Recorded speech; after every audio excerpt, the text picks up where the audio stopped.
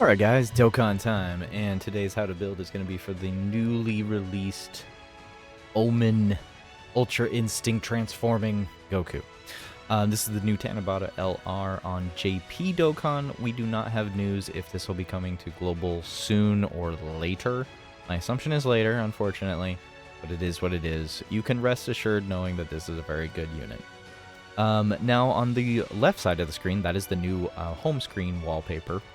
I don't know if we'll be getting a actual wallpaper of that in-game, but here's hoping. On the right side of the screen, you'll see that we have two different builds, the 55% and then the 100% build, or two dupes build, if you will. Primarily, obviously, dodge is suggested. You alternatively can also choose additional. Additional is also a very good choice. Unfortunately, as most tech units seem to always do, their initial hidden potential, their freebie level 5, is counterintuitive to what their kit is outputting. I'm not entirely sure why the game does this, but basically, Ultra Instinct Goku here has built-in crit. He's got built-in 70+% crit, and there is just absolutely no reason whatsoever to put crit on this guy. There's just no reason for it. So my highest suggestion is picking and choosing your playstyle. Your playstyle can either go around with additional, maybe you prefer to get that one extra attack in over it. Maybe you think that the additional that is built into this Goku is more than enough. And it could be, but the thing is, this Goku is a jack of all trades. He's got built-in crit, he's got built-in additional, he's got built-in dodge. He has it all built in. He's got damage reduction, he's got guard. He has so much built into his kit that it's really just a matter of your play style and how you so wish to play. So we're going to go over his kit, and then we will actually go take a look at his defense and damage numbers. And I will give you a little bit of my off-screen time experience and personal. Yeah. So moving down the list of like 200% leads, he has several 200% leads. Not some of them not so crazy. Some of them are pretty decent. Obviously, you got Beast Bardock, Beast Bardock. You got Beast Gohan. You have AGL Vegito Blue. You have Turtle School Kai Goku, Ultimate Gohan. And then you got Super Saiyan 3 Goku, maybe 17 and 18 if you rock that. 23rd World Tournament Goku, and then Yamcha, and that would be pretty much where I kind of draw the line. Like, I really wouldn't suggest running him on any other categories. The LR Vegeta and Trunks unit is still a good unit and still usable in certain content, and you could obviously throw him onto the team with them. I just find myself using them so much more less and less and less so because they require a lot of build-up now. Still very good unit, but in my personal opinion, the best teams you can really run him on is his own team, Beast Gohan, the AGL Vegito Blue, and I do not have any idea how well he would run with Super Saiyan 3 Goku, as he is a slot 1 unit, and so is Super Saiyan 3 Goku, and Super Saiyan 3 Goku requires Majin Buu Saga. So, he is a Universal Survival Saga, Entrusted Will, and Realm of Gods 170% leader. He gives 30% additionally to Reps of Universe 7, Accelerated Battle, and Power of Revival or Power of Wishes, as it is translated differently. On his 12 key, he raises attack and greatly raises defense, and then raises all allies' attack by 30%. You feel this on additionals, by the way. You really feel that. And then on his 18 key, he greatly raises attack, raises defense, and raises defense of allies by 30%. Once again, you really feel this. Now, he does have an active entrance, which goes off one time as long as you have a Universal Survival Saga category ally on the team, and gain Ki plus 4 attack and defense plus 77% for 7 turns, and an additional attack and defense of 77% for 4 turns. So, yes, there is a lot tied to his entire intro, and I will 100% tell you that once you hit turn 5, if you're not transforming this Goku into his Master Ultra Instinct state, you will feel the lack of defense if you do get hit.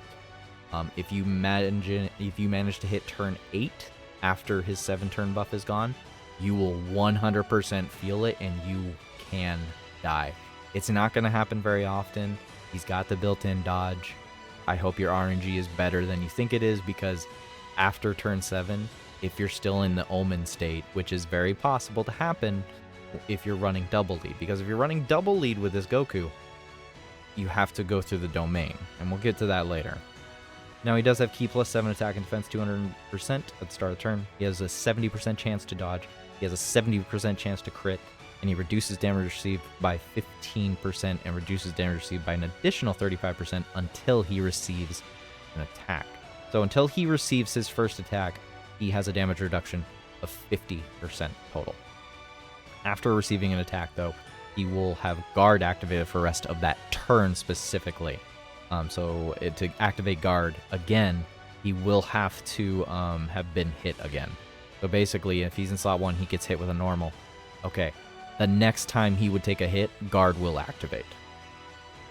After receiving an attack, guard activated against all attacks during the turn. Perform an additional super attack after evading an enemy's attack during the turn. This can be a normal. It doesn't have to be a super being attacked. Even if it's like an AoE, even if he dodges an attack, this still counts, I believe. I believe it still counts. I could be wrong. But basically, he has guaranteed double additional double super. He then, of course, can also perform an additional attack that has a great chance to... I'm sorry, I had to pull this up right here. Typo. You don't see that very often. Perform an additional super, or 70% chance to perform an additional super as the second or third attacker in a turn. So more than likely, you're only double supering or triple supering if you have hidden potential built up into additional. This right here will not activate, as more than likely, honestly, this is a slot 1 unit. You don't really have much of a reason to put him in slot 2 or 3. He only gets a guaranteed additional super if he's dodging attack. So unless an AoE is coming out, you won't get both of these activated at the same time in any fight. Only during an AoE instance will that ever happen. Otherwise, he can at max do triple super in any fight, unless he's being AoE'd. Then potentially he can, in slot 2, then he can potentially do a quad super. Now, to activate his domain effect, you will have to wait until the 5th turn from the first appearance. So if one of the Gokus ends up on turn 2, you'll have to wait till turn 7. Turn 1, you'll have to wait till turn 5, or turn 6 and turn 5. And if he's in the 3rd slot, you'll have to wait until turn 7. Now, when you activate the domain, all superclass allies gain Ki plus 4 for 3 turns. And then also, the effect of the domain is superclass allies and enemies attack and defense plus 15%. Disables enemies' evasion canceling effects. This is the first time we've ever had this effect in the game for a domain to cancel the evasion effect. And attack plus 15% for all allies who belong to the Realm of Gods category. He is quite the supporter with all of that. He really is. He's pretty huge. He's got a large slew of categories, and obviously his best friend really is going to be the AGL Ultra Instinct Goku. This is his best friend. You could pair him next to the other friend unit. That is an option. In my personal experience, putting him next to the Evo Vegeta is a good option. I don't personally like Kaioken Evo, but this is also another great, fantastic option to easily put them up against. Once again, you know, AGL Vegito Blue, he's supposed to be slot 1. This would be one of those times where you could put them together. They have good links. Pretty crazy how good of links they have together. But yeah, anyways, very good unit. Now let's go over to his Ultra Instinct form. Yes, his Ultra Instinct form. The animations for this are just so good. It's such good animations that they have. So once he transforms, he has greatly raised attack and defense on super, and then he greatly raises attack and defense for 1 turn, and all allies attack and defense for plus 59% for 1 turn. So as long as he 18 key supers, he's doing the same thing, but more that he did in his base state, in his Omen state. He now gets attack and defense plus 300% at the start of the turn, gain Ki plus 7 attack plus 59%, and evade all enemy attacks, and all allies' chance to evade enemy attacks plus 10% for 1 turn. Just keep in mind that that 10% right here for allies, that is a separate proc chance. It will not be added to any of the allies. If one of your units has built-in 50% chance to dodge. They now have a 50% chance and a 10% chance. So just keep that in mind. It's not technically putting together the dodge chance. It's giving them another chance, a 10% proc chance. So gain key +3 and chance to perform in a critical hit. And chance to evade enemy attack plus 20%. I'm sorry, the music stopped. My bad.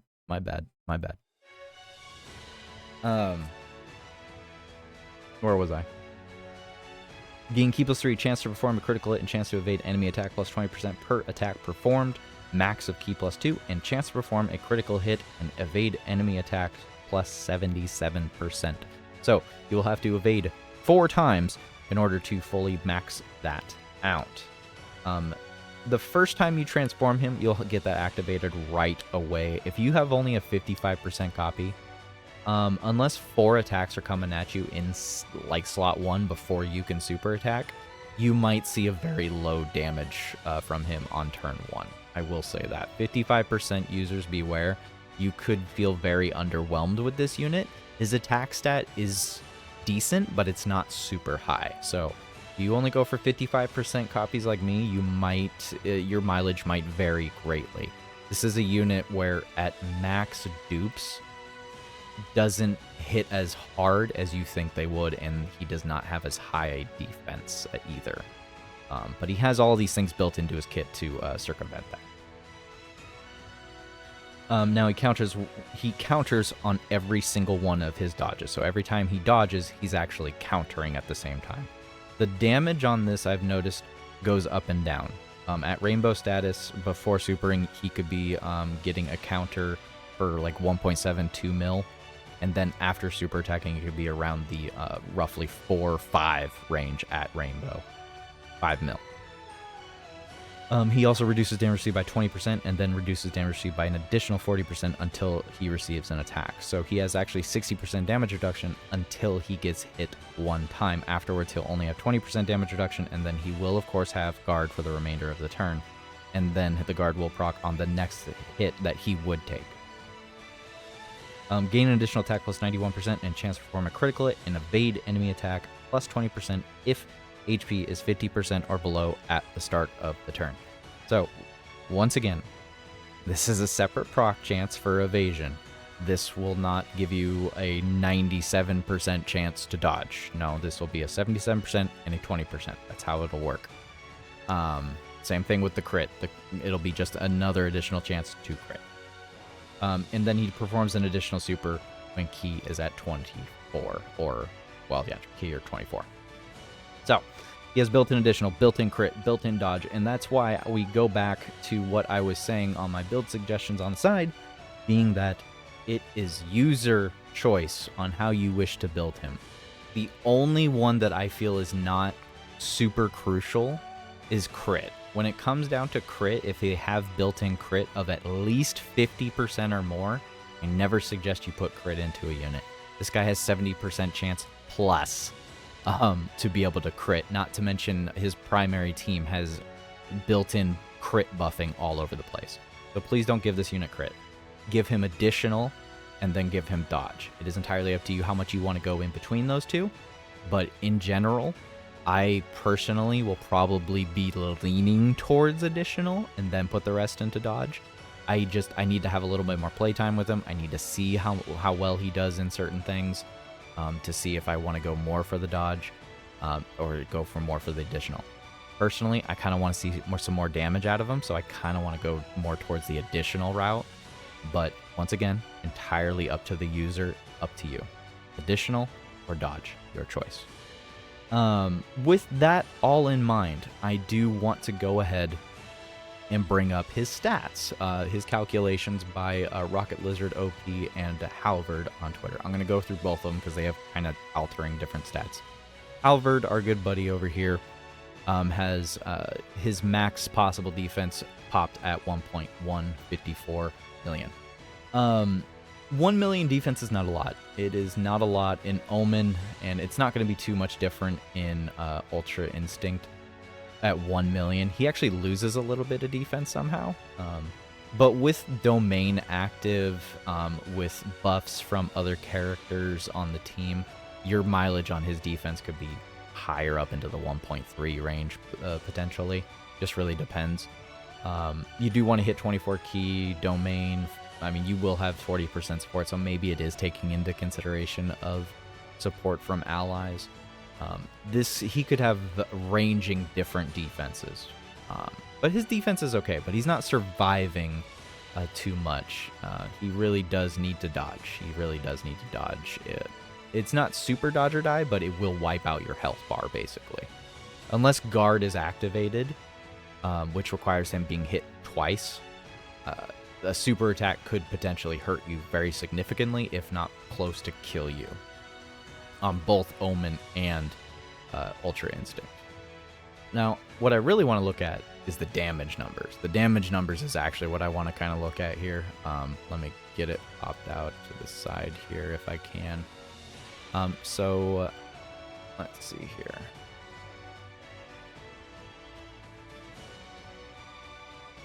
Pardon me for not being prepared. So on turn 1, Omen Goku, if he's paired with UI, 12 mil attack stat, 8, 9 on third super. Kind of unlikely you'll get a third. In my experience, he's going to double super majority of the time. Triple sometimes. And then turn 3 with a lot of buffs. 12, 8, 9. Same thing. Not really too much of a difference in between turn 1 and turn 3. And then on turn 5, after you transformed into Master Ultra Instinct, if you get a pre-super counter, 6.5, first super 16, 11, 12, and then post-super counter 20. I'm not really sure whether these calculations are at, because he's definitely not countering supers for that much. Those are very high numbers. I feel like that's a little out of place. I think ranged up, like calculated, like through several attacks, you will definitely hit this range roughly of like easily getting up to 20 mil, attack damage stats. So I can definitely see those damage numbers hitting that point, but I don't see this happening specifically. So, maybe it's, I don't know. We'll see what happens. But these are pretty good numbers. Defense values are about roughly the same, 1 million if you triple super. So that is one thing I will go back and look at Halvard's stuff. You got to realize that his 1 million defense is not just from him supering one time. It's not just from his 18. It's just not on double. It's on triple supering.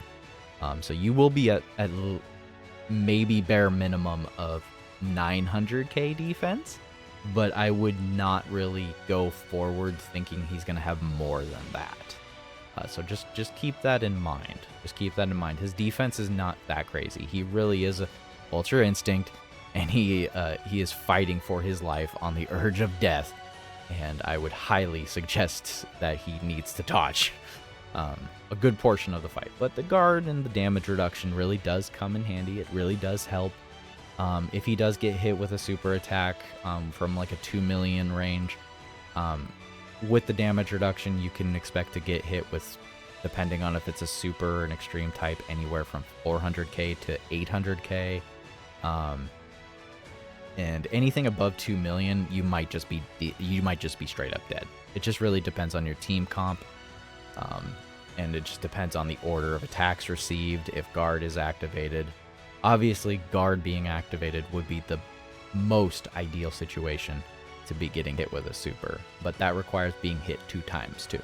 So, a very situational unit. I like him though. I think he's fun. I think he's good. I like his animations. At the end of the day, it's up to your playstyle. Global players, I'm sorry.